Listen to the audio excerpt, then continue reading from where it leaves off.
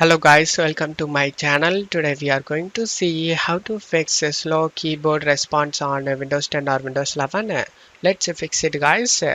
Method 1, you just need to go to search menu and type settings. Click on open it. On left side select accessibility. On right side you just need to scroll down and select a keyboard. You just need to turn off two options guys. One is filter keys and another one is sticky keys. After turning off both options, just to close stuff here.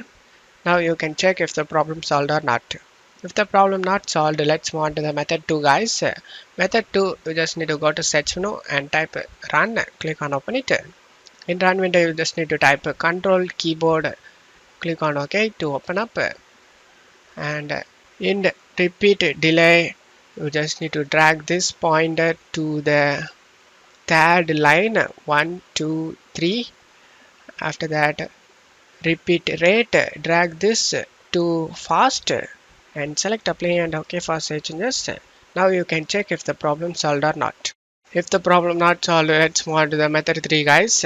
Method 3, you just need to go to search menu and type cmd. Right click on the command prompt and select run as administrator and select yes.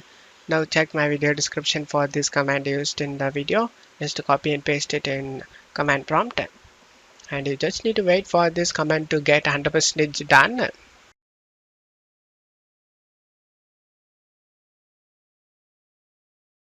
After getting this 100% complete, you just need to close stuff here and check if the problem solved or not. If the problem not solved, let's move on to the method 4 guys.